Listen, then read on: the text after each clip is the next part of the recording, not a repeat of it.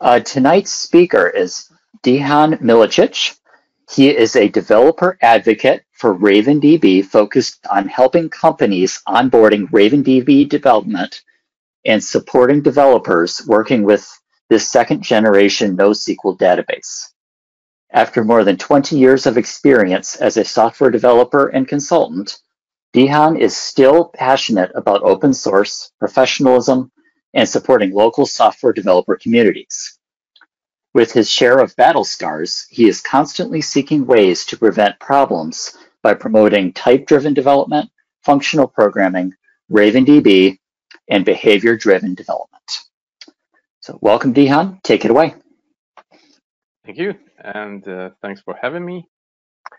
Idea here is to have short theoretical introduction and then to have some also actual live coding and showcasing of this theory being applied in practice. So just briefly, I'm developer, I'm mathematician by education and developer by trade. I'm a proponent of software craftsmanship movement values. Currently, I work as a developer advocate for RavenDB. So this is interesting choice of career development. You can either go and be individual contributor for until retirement, or you can go and enter management. This is some kind of interesting mid path. So we'll see how that develops for me. So far, I like it very much, and I'm a big fan of functional programming. And as I'm growing older and more experienced, I'm thinking more and more that our industry is sometimes taking different turns in not too good directions. So I see functional programming and strongly typed programming languages as a good path. I'm also a big fan of RavenDB. I started using it for my own projects, discovered that this is a very, very good solution, and then I started using it in projects where I was working as a consultant. I'm mainly using Microsoft programming languages, C#, F#, but lately I've been starting playing with Idris. So if you are interested in functional programming languages and in development of something that will probably become household technology in like 30 to 50 years, take a look at the Idris. I would like to tell you about my journey to BDD because it's not the brightest one. And I will tell you what were my problems and how I managed to solve them. And today I'm using TDD and BDD, but path for arrival to that point was not easy for me. As I stated here, testing is like flossing. So we all know we should be doing it. We all experienced errors in production. I have my share of experience, and basically I've seen all kind of hard things, and I'm carrying my share of scars with me. So no one will tell you that testing is a bad thing. This is something, this statement that testing is a good thing, testing will help you uncover errors and mistakes you made before going to production. No one will dispute that. But unfortunately, when I look around me, still in 2021, you don't have too many developers doing it, or at least not enough developers, I think, should be using it. I started right after university. I started working in a company using Microsoft technologies, and I started with a classic ASP, which is in some way back now. And I essentially ended up being trapped within Microsoft monocultural ecosystem. So various developments in Java world, for example, were developing. Python was out, Ruby was out, various package management systems like GEMS were out. And at one moment, I realized I missed all these new things, new development, and I was kind of in a bubble of my own. And I went through all these web forms and MVCs and WPFs and .NET Core. And during that transition, I had a bit of awakening, starting to discovering other communities, starting discovering other developments, figuring out that I should be looking more outside the Microsoft ecosystem. Later on, like luckily, some new winds starting blowing in Microsoft. So .NET Core emerged, MVC testing was introduced as like legitimate way of development software. So luckily, we catched up as developers using Microsoft technologies started catching up all these technologies. And just to briefly remind you what TDD and BDD are all about. TDD is short for test-driven development. Idea here is to turn things around, not first develop code and then write tests for it, but the other way around. So you first write tests, and these tests are failing. So this step is called so-called red step because your tests are failing and you see a red color as a mark of test failure. Then you go with that test and implement actual code of your future application to make that test pass. But what is interesting and important here, a recommended approach is to write just a minimum amount of code to make this test pass. So nothing more. And then after your test passed, you go back and refactor code that you already written in that phase. And this cycle is intended to be very short. So you write very small tests, you go write minimum amount of code, and things should be unfolding very fast. So this is idea that you have almost dopamine reward every time that you see green color of the passing test. And idea behind TDD is that with this approach, you will be slowly building your software or application, and design will emerge as a result of writing all these tests and slowly advancing towards goal. And with TDD, it's even appropriate that first implementation of the first test could be you hard code value and return. So if you write test, okay, my method will return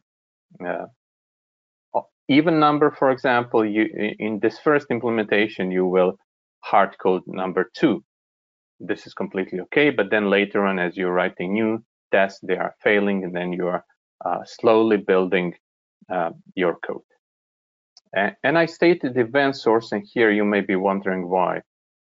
It's because proponents of TDD sometimes are very dogmatic. They're almost condemning people not using TDD as a methodology, and this is something we can or cannot like. But the thing is, there's no silver bullet in existence, especially in our profession. And the reason I stated event sourcing here is to address this typical criticism that we can hear. TDD proponents are claiming that basically design will emerge, and people who are opposing that are giving event sourcing as an example of the design that could never emerge as a result of applying TDD. So TDD is not a silver bullet. Sometimes you go to the industry that is using something like event sourcing. In my opinion, you should be moderate, you should be balanced, you should be using something like TDD, but you should also be having some kind of mental contemplation about the domain you're developing, and at least some basic planning of what you intend to do. TDD tests are basically composed of 3 phases. So you have a range phase where you set up environment, you see data, and you prepare conditions for the execution of your code. Then you have act phase where you actually run your system under test testing, and you execute method or whatever you want to do. And then a third phase is actually checking if the result of the execution or the outcome of the execution is expected one. I think we are all pretty much familiar with this. And I want to bring your attention to something very, very interesting. You remember I mentioned 3 phases, and I was speaking about red and green, and this is the usual cycle. So you go red and green, sometimes refactoring. But we neglecting this refactoring phase, not only during actual execution of the TDD practice, but what I want to say is that we neglect the refactoring and its meaning. So what happens if you refactor your code and this refactoring makes your test fail? This means that you change the implementation of your method and test failed because implementation changed. This is called brittle test. Brittle test is sensitive to the implementation details, and such tests are having the case of tight coupling with your implementation. And essentially, this is a problem. Not only problem that is resulting in tight coupling, you also have like sociological, if I may call them that way, problems. Meaning that you want to, as you developing your test, you want to have battery of the test, 100 or 500 or 5,000 of them, depending on the size of the project. So in practice, what will happen when your developers are doing refactoring or correcting some bugs? What you want to avoid is people commenting out tests which are failing because they are in the hurry. What you want to actually test in your application are not implementation details. You want to test behavior of your code. So if your code is performing some kind of calculation, you don't want to base your tests on the data structures being used. So if I switch from red, black tree to the B+3, I don't want my tests to fail, and they shouldn't be failing. So this is typical problems I'm seeing with TDD being applied in practice, that the refactoring phase is often skipped for, I don't know, unknown reasons. Maybe this dopamine shot of a green passing test is a dangerous one. And then I also see people writing such tests which are too tightly coupled with the implementation. I stated here mock-assist versus classicist, mock-assist versus classicist, and this is also interesting discussion, not for this occasion, but essentially mock-assists are mocking calls to other methods, and they are just verifying if call to method succeeded, and classicists are actually executing calls between the methods.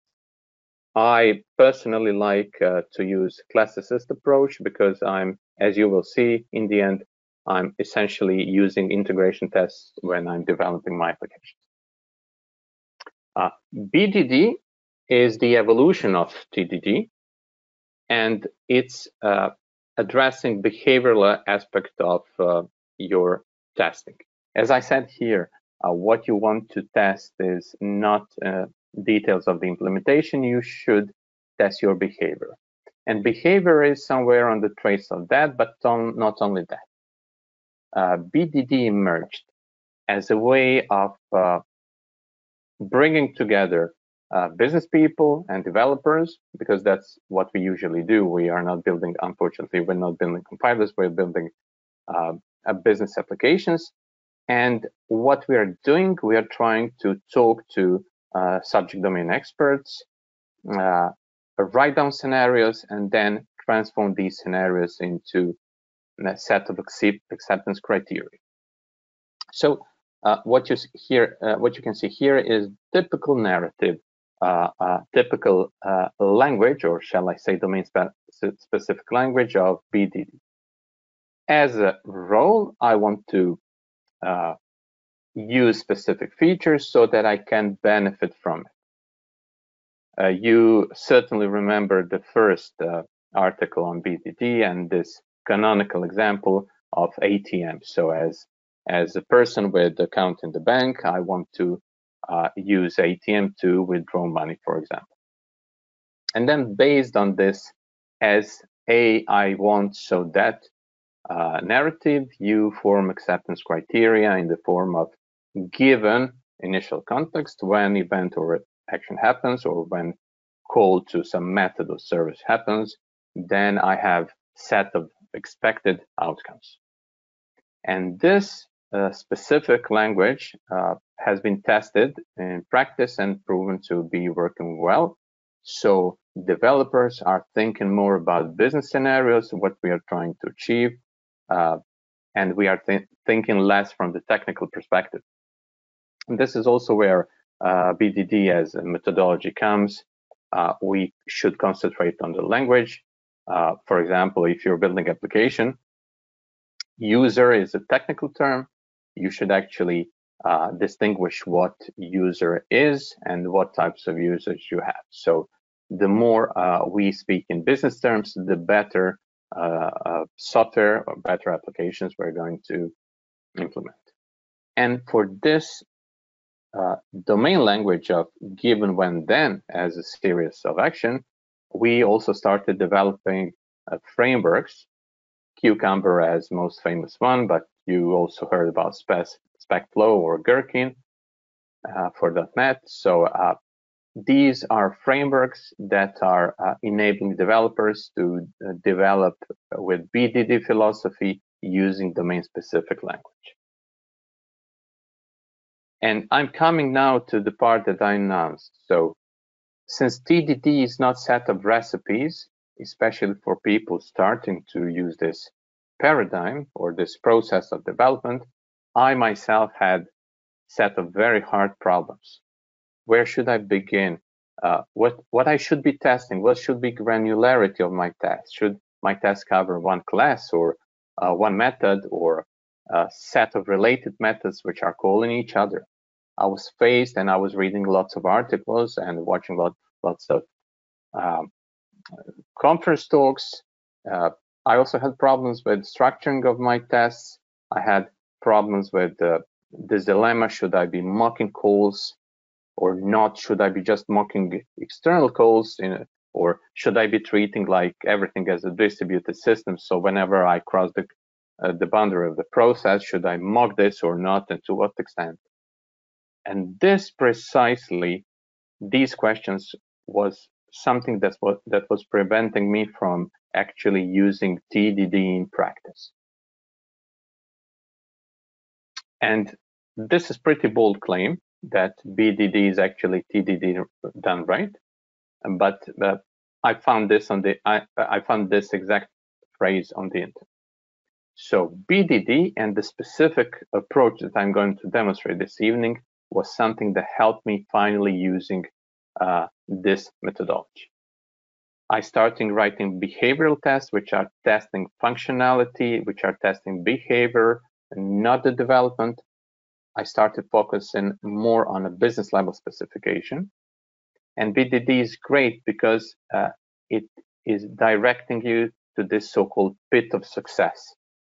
So the system technical stack and whole approach should be guiding you through a whole project development process with the good outcomes.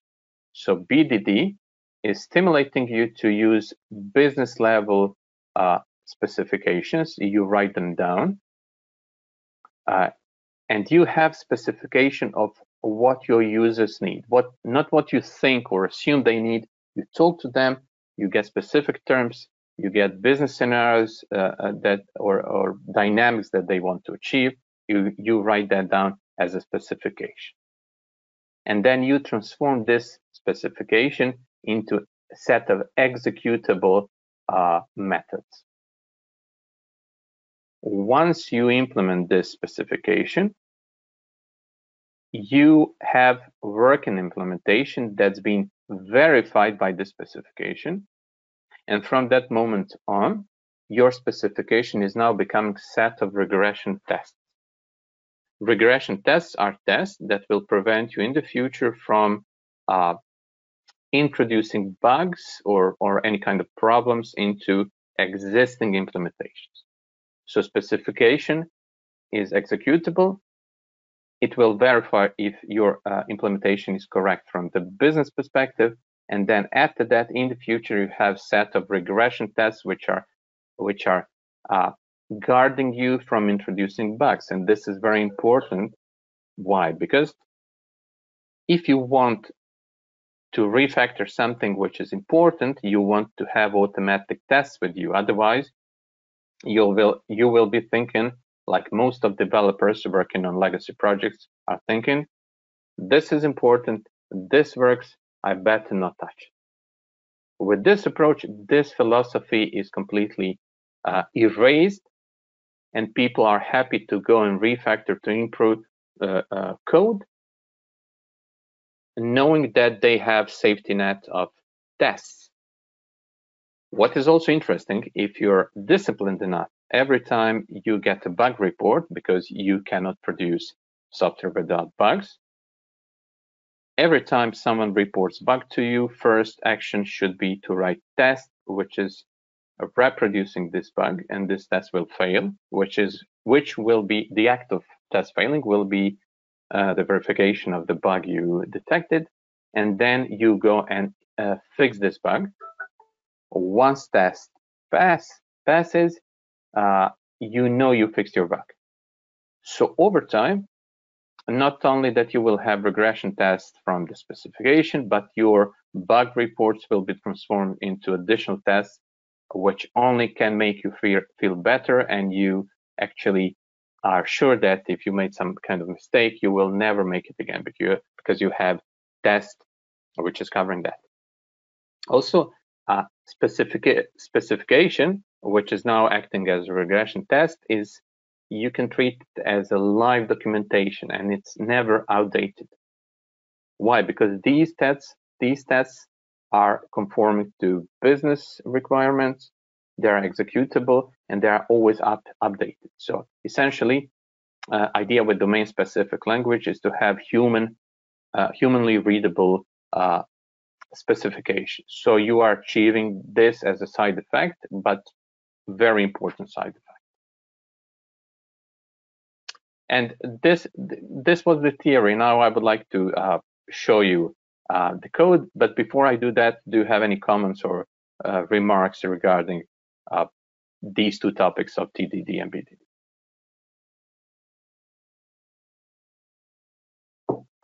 Okay, as I usually say, when I deliver software and I hear nothing from the customer, and this means they are not using it. I hope this is not the case here. So what I'm going to present today is a very, very small toy project. And this is how I do my projects. This is not, I don't dare to say this is best practice. This is something that works for me. And this is also important, that you find something that works for you, produces good results, and that's it. Because if you're comfortable within your technology stack and set of tools you decided to use, you will use it with joy, and you will produce your results to the benefit both of you and people working with you and customers. What I also did not mention is when you have a set of BDD tests like this one, when you have a team working on it and you join new team members, onboarding becomes very, very easy because new developers will have BDD tests. They'll be able to read them, understand English language. Although this is executable, as you will see, we are using English language to describe business functionality there. So they are able to comprehend what have been done so far, and they are able to easily jump on board and start contributing. So this is aspect that I did not mention, but this is something that I experienced over years. So the toy project I'm going to use is based on my standard stack. I'm using CQRS approach, and I'm using Jimmy Bogart's mediator library to implement CQRS. CQRS is nothing fancy. It's usually associated with event sourcing, but you can use CQRS without event sourcing. With CQRS, you divide all interactions with your systems into read side and write side. So all your interactions with the system are either on the read side queries and on the write side commands. This pattern is rather old as a way of interacting with system.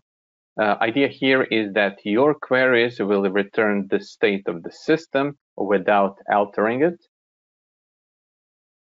and your commands will alter the state of the system without returning any result. Commands, of course, can return success or failure as a result, but for example, if you want to get the number of employees in your company, you will use query. This query will not or should not change any data in the database, for example. And if you're creating a new employee, you should call command for that, but this command will simply return success or failure to you, or some people will also allow for command to return ID of newly created object in the database or in your system. You will notice that in this list, I'm not mentioning Cucumber or SpecFlow or any other BDD framework, and yet I'm going to use BDD. And this is very interesting because I'm using XUnit, which is TDD framework for implementation of BDD tests. So I think this will be very interesting for you to see. I'm using Fluent Assertions library to verify results of the execution. I'm using Bogus library to produce some test data when seeding.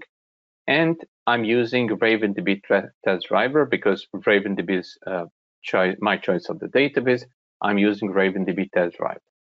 What is interesting here is that a RavenDB test driver will enable me to run RavenDB in memory. So as you will see, my tests will provision in-memory instance of a RavenDB database. They will be working with it. This database will be isolated from other tests, and after test completes, RavenDB instance will be disposed. So this is enabling me to run end-to-end tests or integration tests or whatever term you would like to call.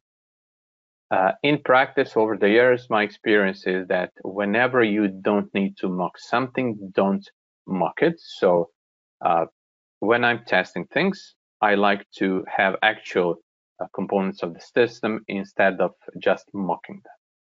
Of course, as I said, every time you cross the boundary of the process, you're essentially building a distributed system, and some of the components of this distributed system are under your control. So database, for example, with your test, even if you don't have in-memory version like RavenDB, you can use Docker to spin up a local database.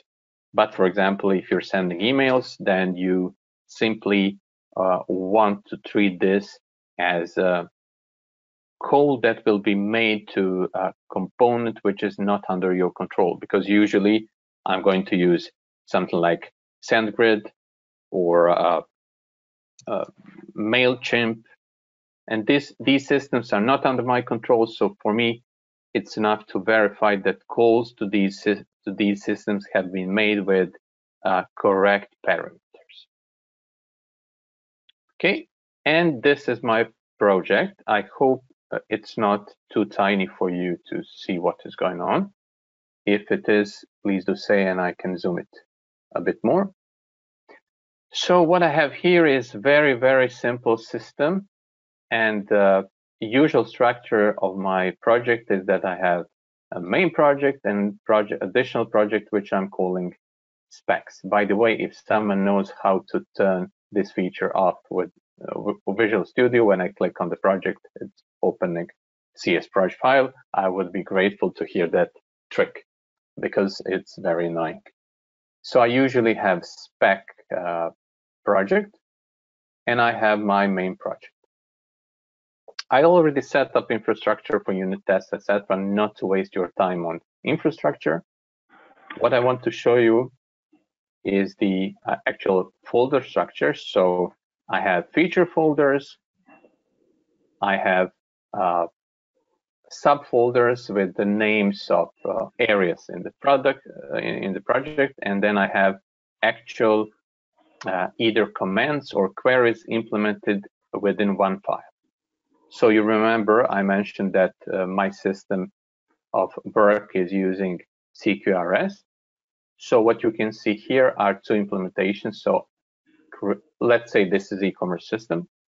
So I have create product as a command, and I have a get product as a query.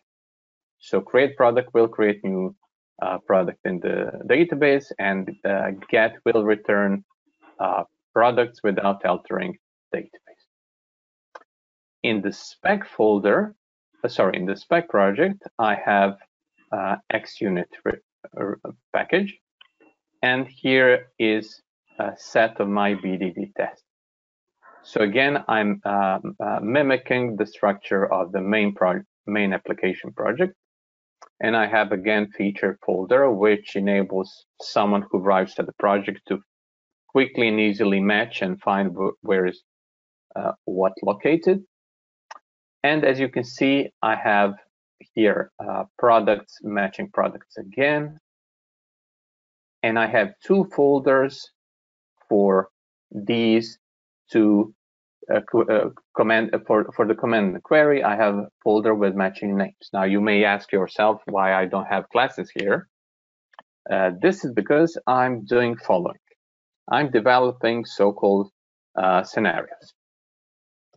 So one business scenario would be add new product to the database, for example, or to the system. So I'm using technical term here.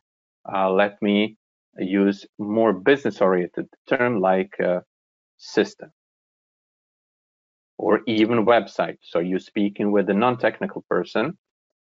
So this non-technical person will say to you, okay, I would like to have functionality for adding new product to my e-commerce website. And then from this static statement, you will turn this into the action, dynamic one, which will be, okay, this is scenario of adding new product to the system. And then within this scenario, I have different variants. I have something that I call happy path. So happy path is the execution path where everything is fine. I supply the name of the product. I supply the price. Database is working fine. I have authorization. I authenticated and I have authorization to add new product. So everything is fine. So this is happy path, execution under ideal condition. And this is what I usually develop first as a test. And then I go with other scenarios, with other possibilities. So I can say empty product name. And then of course, I write here, when I have a empty product name supplied as a name product that is being added, I want to have error reported and no products, and product is not added. So I proceed and I go from happy path to various edge cases. So like empty product or unauthorized attempt or database, for example, not available, etc., etc. So this is an example of what I do before I start coding. I cover these various scenarios.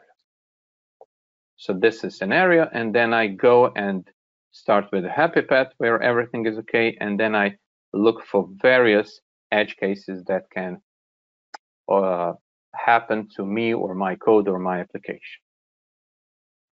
So this is the reason I have, instead of, okay, when we get back, so this is create product command. This is the reason I don't have single class here, but a folder. So I hope you can read the names. These names are reflecting various scenarios. So I have create product command, underlined happy path. So this is my BDT test for a happy path execution of the create product command. And now you're looking at my test, and I will go over these to explain you what I'm having here. So I'm essentially using this duality. If you recall, let me see where TDD is. You have, with TDD, you have arrange, act, assert, preparing environment, seeding data, executing code, checking results of the execution. Now this is perfectly matching BDD. So instead of arrange, act, assert, you have given, when, then. So instead of arrange, you have given initial context. Instead of act, you have when event happens. And instead of assert, you have then expected outcome. And these are perfectly matching.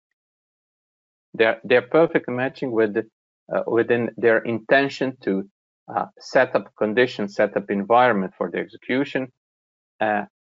execution itself, or observing actions that are happening in dynamic system, and then finally checking if expected thing happened in the system, if expected outcome happened to you as a user of the system.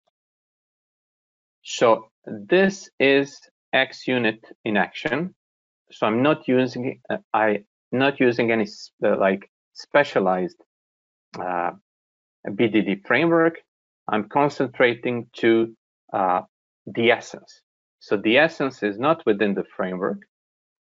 The essence is within your approach of testing high-level business behavior and its outcomes. So in this case, I have a test. My given phase is empty. So I'm here testing adding of the first product in the empty system. So all of my infrastructure setup have been moved to this fixture, which I'm not going to open now.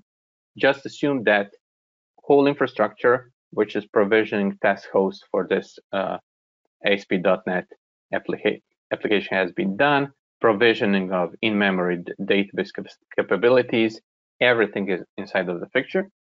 So I don't need, in this case, to prepare anything. So this is a bit degenerate case, but you will see it's completely understandable. And then I have when.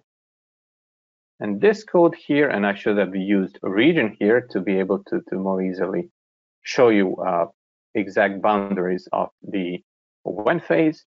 So I have something very simple here. I'm instantiating new HTTP request. So I'm preparing data structure for the HTTP request. Here I'm using test server to actually post to this endpoint. And what I will post is this value here. So I would dare to say rather simple. I'm testing controller, which exists here. So product controller has, and this is a bit, again, degenerate, but what I'm doing here, this is what I'm calling. I'm mapping command directly to the, I'm mapping HTTP request directly to my command. You can see how this command looks like. So I have command for these are input parameters for my command. I have name of the product I want to create, and I have a price. So I'm automatically mapping it, and I'm calling it. So this is act phase. Here I'm simulating front end sending request, post request to the API to create new product. So this is act phase. And now here I have testing or 3 dens. So even if you go and check, if you check BDD terminology, you have something like this: given X,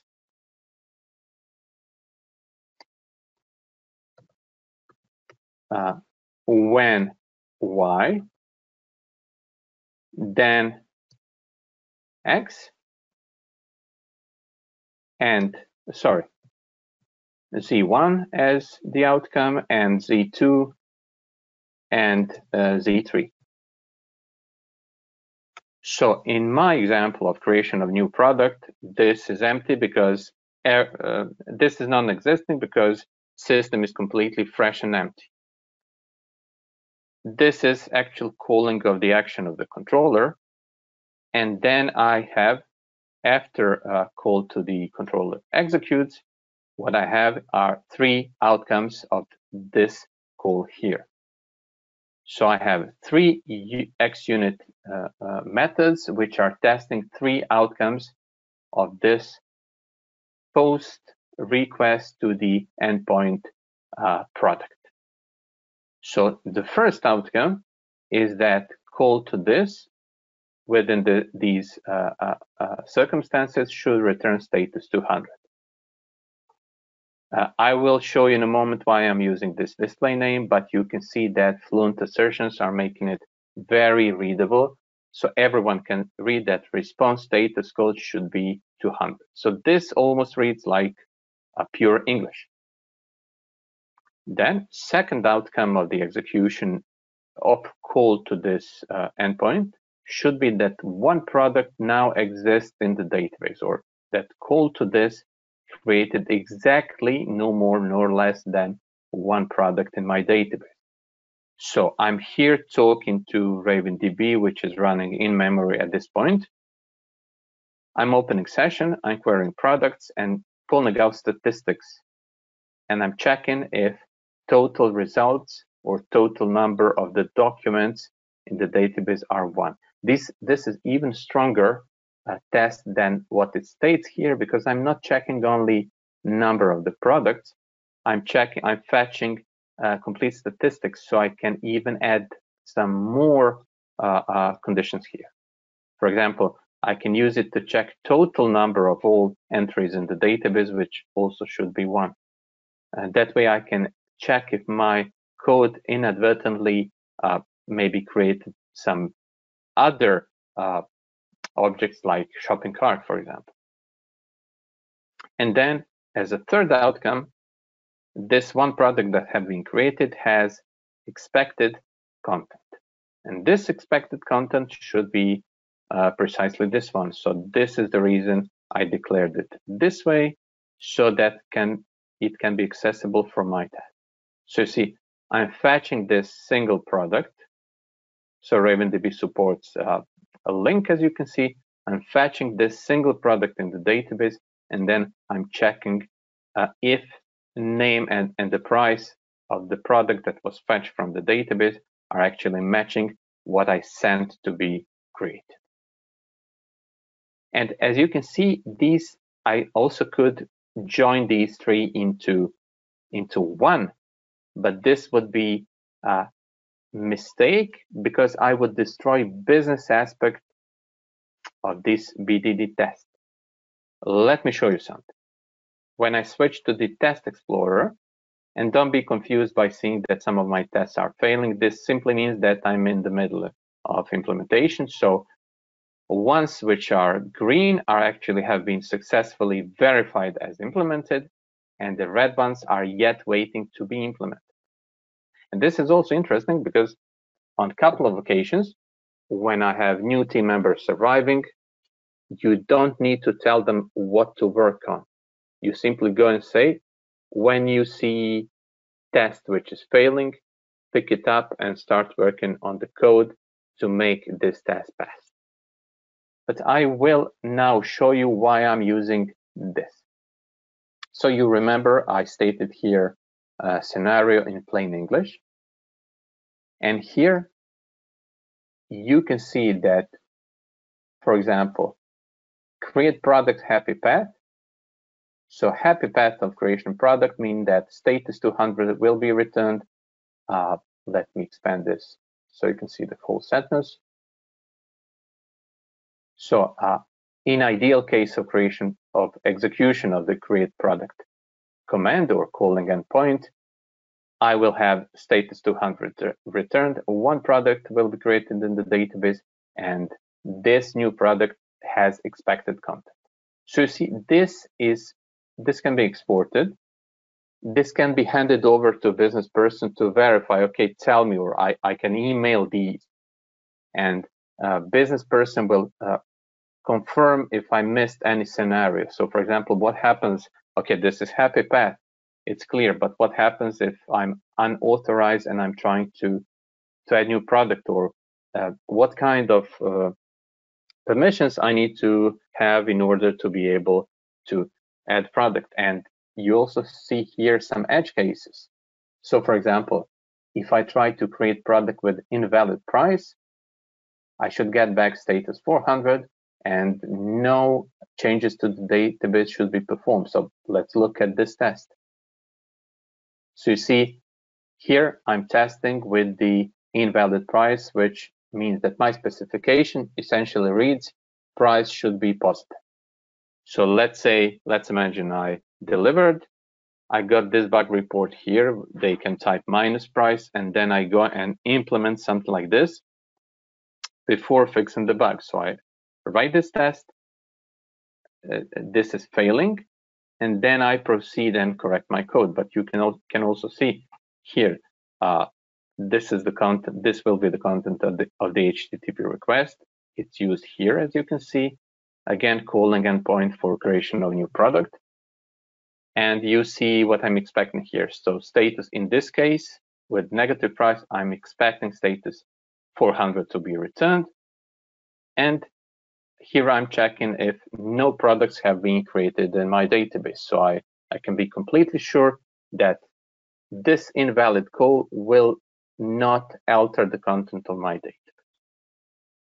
And to show you that it's working, I'm going to run Docker container to start RavenDB. Okay, so Raven is available through a web studio, which it is serving. So this is my RavenDB instance. I'm going to create new database called store.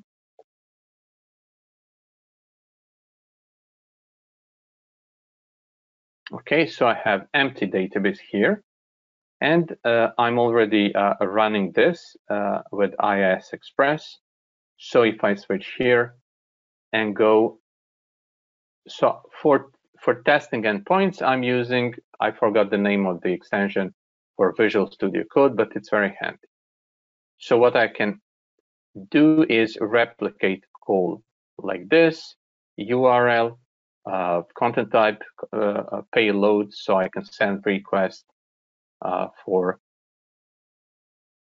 Okay, and as you can see here, 200 OK have been returned, which means that I should be having content in my database. So if I switch here, this database was empty. What you can actually see here that one apple has been created. So you can see what I sent, apple and 19.99. This is precisely what has been stored in my database. Just to show you that it's actually working, I can go and use banana, and I can go with 935, for example. So when I again execute it, I'm getting 200 OK back, and here I have two products, as you can see, stored in a database.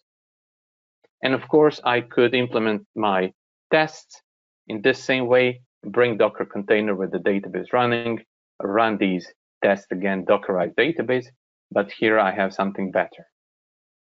I can run these tests where every single of these tests will receive access to its own in-memory version of a database, and it will actually work with this database. After test is done, my in-memory instance of RavenDB used for this test will be disposed. So what is now going on?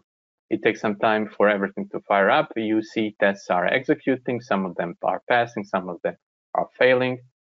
But what is very nice here, unfortunately, unlike, not unfortunately, so with, for example, Entity Framework, in-memory version is something completely different from actual production database. So your tests can be actually deceiving and harmful, because you will have, with Entity Framework in memory, you will have something passing, and then in production, this will fail. What is nice here is that every single of these tests got its own instance of RavenDB, which is binary identical to this one that I'm using here. And not only that, what is very interesting is this line here. You probably spotted it and ask yourself what this line represents. I will show you. So as you can see, these tests are failing. What I can do, I can debug them.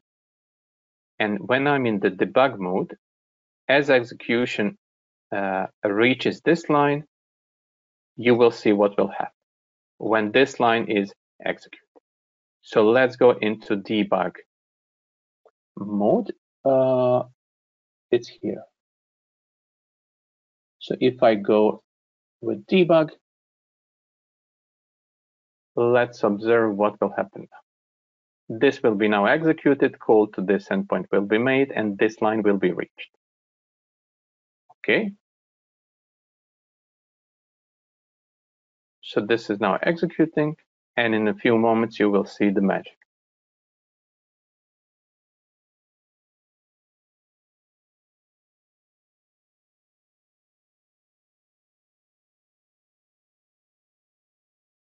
So what is happening right now is following. When this line is hit, execution will stop, and what will open in my browser? It's a RavenDB Studio. You can see the name of the database here. So this is provisional database running in memory instance. And what this line resulted in is Studio being open in the browser, given me insight into this in-memory database. So instead of actually logging values, I can easily go here, open all the products in my database, and see what has been created. So I can visually verify that this test is failing, if you remember, because I should not be creating products with negative price. This happened, and here I can visually verify it, and in any other way, either observe or modify data or do anything I would like to do, but I can easily work with my data in my test database. If I'm done, when I'm done, I can click on this continue test button, and what will happen? Execution will continue from this line on, and you will see that this breakpoint will be hit. And also, what happened is that this temporary in-memory database will be destroyed. So I'm clicking on continue test. You see execution reached this line and stopped, and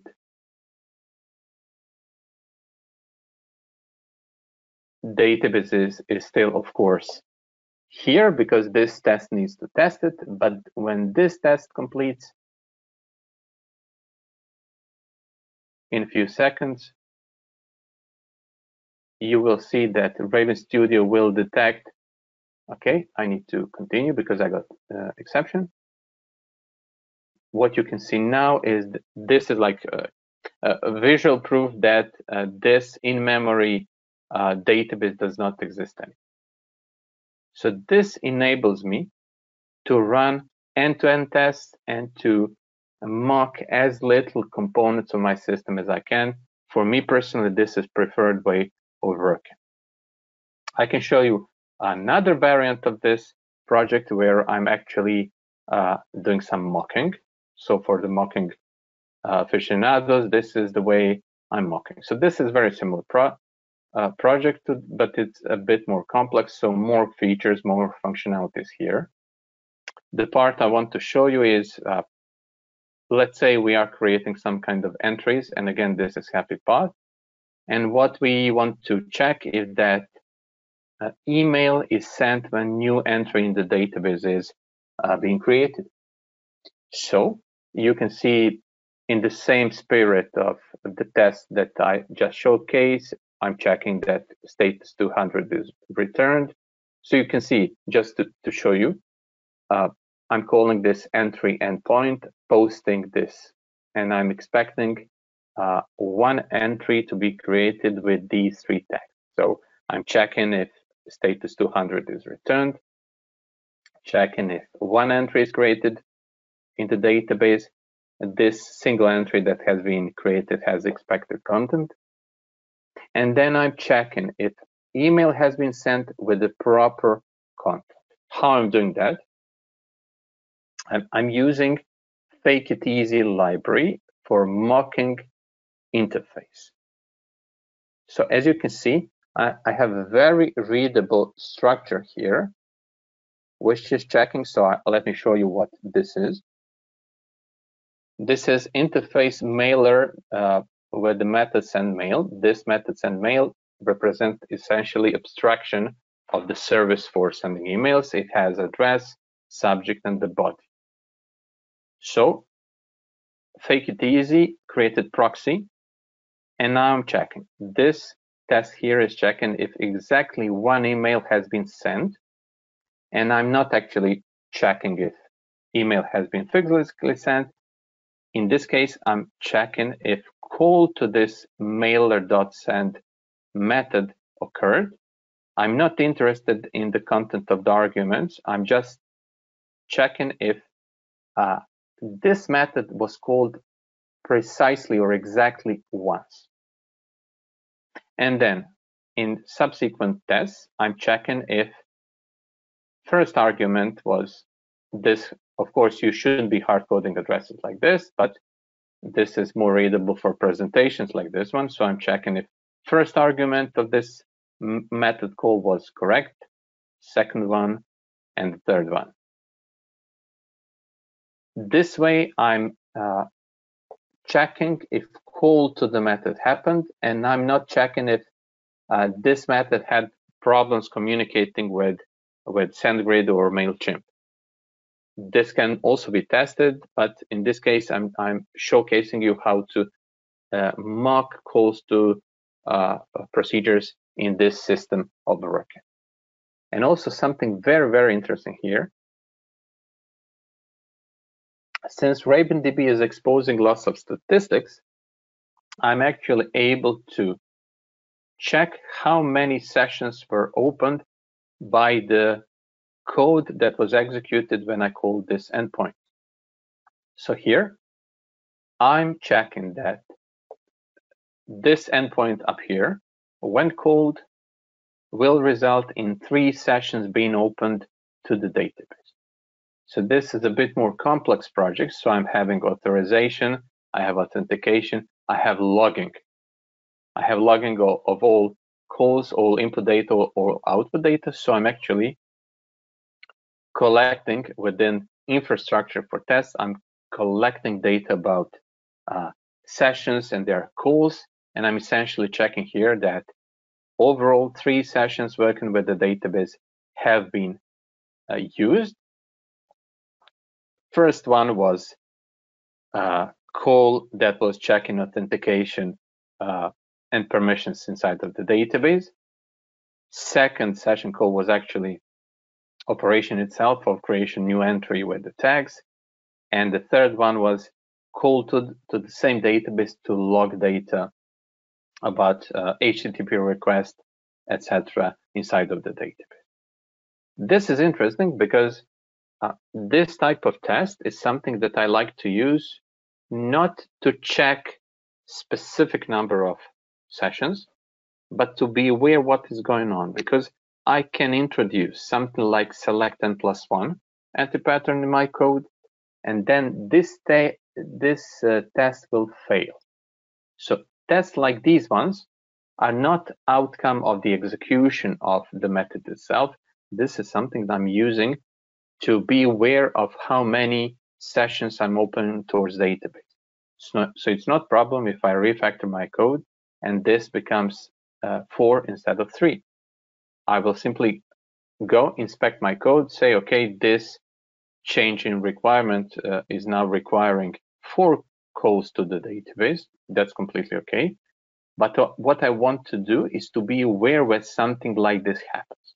So when my refactoring actually increases or decreases number of the sessions being open to the database. So this is more of something I'm using for awareness purposes. Since I have been talking a lot, do you have any comments, questions, suggestions, maybe how or problems you see with this approach?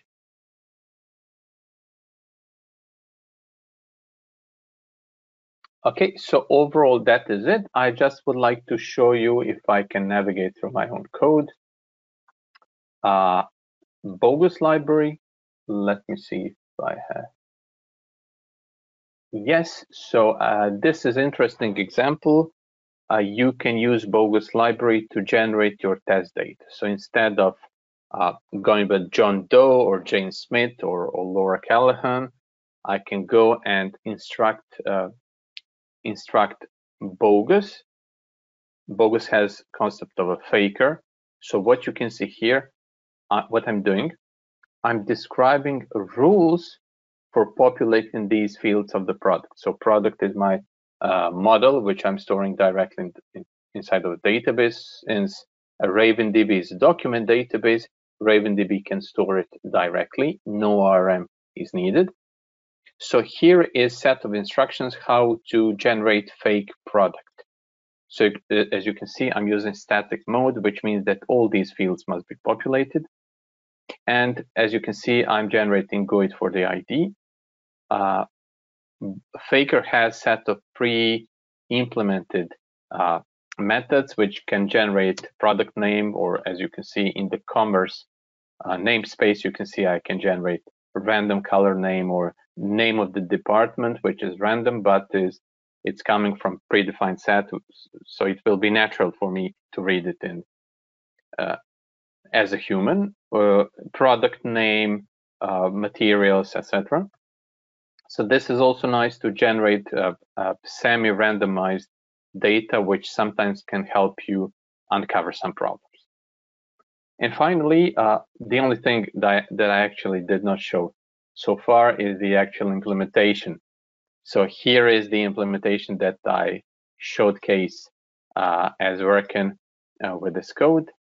So as I said, I'm using CQRS, and this is command for creation of a new product. And this is something that some people do not like, placing several commands, several classes in one physical file. But this is, of course, matter of taste and conventions. So here is the class, which is, you could call it DTO for conveying arguments.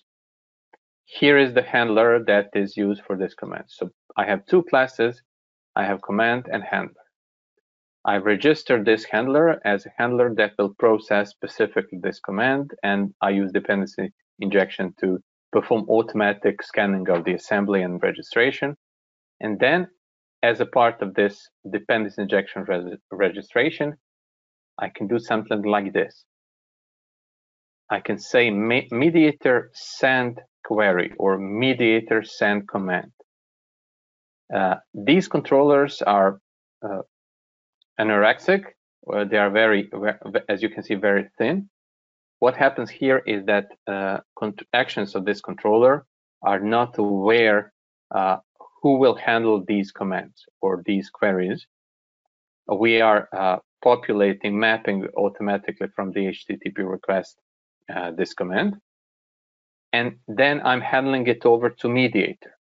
And task of mediator is to find handler which will process this command. So it's completely dynamically bound during execution time. And here is actual code. So I'm injecting document store, as you can see, in the constructor of the handler. Document store is the actual server. This is the abstraction of the server or cluster of machines. And here is actual part of the code, which is storing new product. So I'm opening session, async session. I'm creating new business domain object, which is product. And then and this part is very similar to Entity Framework. I have store and I have save changes. So session.store async of the product, and then session.save changes of everything that has been stored or changed that session was tracking. This line here will create asset transaction. Again, this is specific thing about RavenDB. RavenDB was first NoSQL database to offer asset transaction from the very first day in 2010 when it was released up to today. Asset transactions are must. So this line will create asset transaction. Only new things or changed things will be sent as a payload of this transaction. And because this is asset, if this line completes without any exceptions, you can be sure, as it is the case with any other reliable database, that your product in this case have been stored inside of a database. What has been collapsed here are additional examples of how I can validate command itself. So for example, this code will make this additional, you saw tests failing. So I just uncommented code which will make some of these tests pass, because what I'm doing here, I'm validating if product name is empty. I'm validating if price is lower than 0. If that happens, I'm throwing exceptions. Now, if you remember, my tests were checking for the status code 400 or 200 or some other status codes, and I'm throwing exceptions here. What I'm using behind the scene is one more interesting NuGet package by Christian Hellang, which is called problem details. And this one is mapping exceptions to the return codes. So you see, when I'm throwing validation exception, this middleware here from the startup CS will map this exception to the status code. So actually, when you look at my code, this code is not aware that it will be maybe called from the controller. Because what you don't want to do, you don't want to unnecessary couple things. You want to write clean code. So this code is cleanly throwing exceptions. And then since this code is executing within ASP.NET controller, what I have as a part of the infrastructure is mapping of these exceptions into status code. So you see, this will, when I'm throwing validation exception, this will return status code 400. So let's see if this will work. This is invalid price. Let's see if my newly uncommented or newly added code will make this pass. So this will again instantiate in memory test host, web server running in memory, database running in memory. So let's see if I manage to fix this.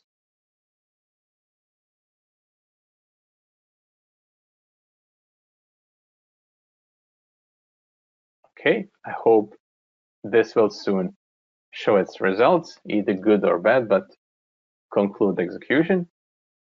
Okay, so you saw me correcting my code to make these tests pass, and now I know that I fixed this. In the same manner, so I was here validating input parameters, which are essentially this command. I collapsed, so this command. And I can also add some more validations for some more tests to pass. So what happens if I already have a product with the same name in the database? This is one more scenario. It's somewhere here. It doesn't matter. but this is one more of these scenarios where I want to cover the case if I'm trying to override existing products. So here I'm using session that was opened here. So I'm saying session.query products, give me product with the name that's equal to the name of the product I want to create now. And if it exists, again, I'm throwing validation exception, because this is, now you see combination of two types of validation. I have business rules and I have input parameters validation. So this is validation of input parameters or request parameters and request values. And here I'm checking business rules. So actually this business rules rule will appear as one of the tests here. When you attempt to override existing product, status 400 should be returned. So I'm throwing exception here if this is the case, and this exception will be mapped by Christian Helling's problem details component into stated that is returned. So you see, I'm also using middleware to a lower amount of the cross-cutting concern covering code. Because sometimes you will recall that sometimes you have more of these cross-cutting concerns like logging and validation than the actual code itself. Okay, I think I reached the end. I hope there's a total silence. I hope this is a good sign. This is existing on my GitHub repo as a open repository. So go ahead, please, and try it. And any kind of criticism is a good thing, because I will improve my skills and see things from a new angle.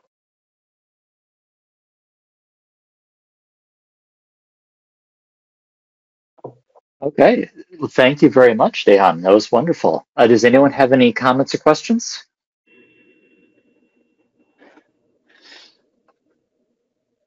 Yeah, in the very beginning, this isn't even related to the talk, but you said something about an issue you were having with Visual Studio, where when you click the CSproj file, it would automatically open. Yes, so I'm complaining about the fact when I want to select a project, for example, instead of clicking and saying, okay, this will be default project to run, when I click on it to select it like this, it opens a CSproj file for editing. So I'm just slightly annoyed by it. I never took any Googling effort to turn this off, but I was just mentioned, if anyone knows, please email me with a solution. I don't know for sure, but stuff like that would probably be in tools under projects and solutions. Tools, objects, projects, and solutions. I don't know for sure, though. Okay, I will check it. Thank you. Just one thing. We have a couple of more minutes. I can show you just brief tour of RavenDB. And I don't know if you have experience with NoSQL database, but I just created an empty database. I'm going to seed some sample data. This is actually Northwind database being remodeled. And as you can recall, this is running in my Docker container.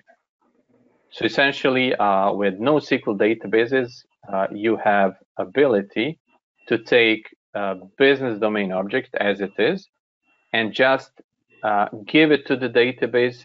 It will be serialized into JSON like this one and store directly. Later on, you can fetch it.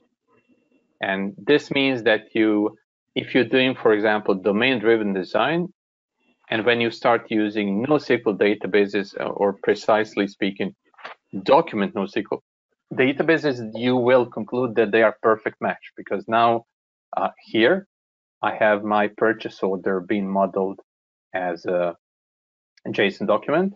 I started with a piece of paper which represents purchase order, and I modeled it here. And I'm not forced anymore to split this into several tables. And main reason, you split into several tables is because tables cannot hold collection like these or the lines. I'm not forced anymore to use it, so I'm able to model it this way. And if you recall domain-driven design, what you're looking at here is actually a document that has a very nice transaction boundary, meaning that if you, for example, delete this order line, there will be some propagating changes. So freight will be changed, total amount of the order will be changed, maybe even shipping address might change depending on the content. So all these propagating, rippling effect changes will be contained within this document because it represents transaction boundary.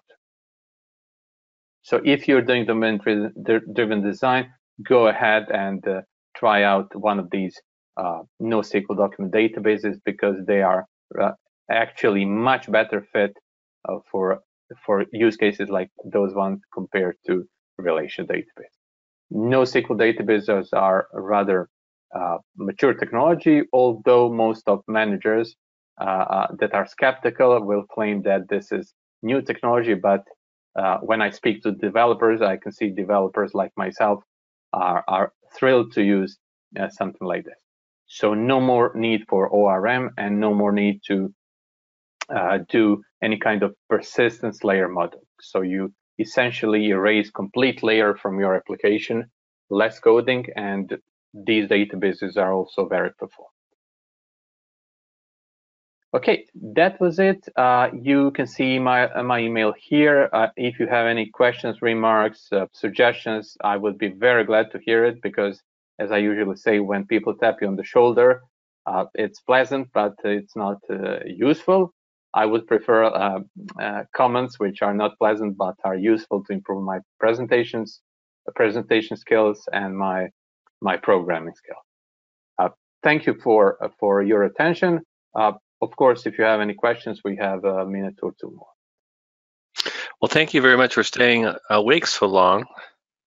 You're welcome.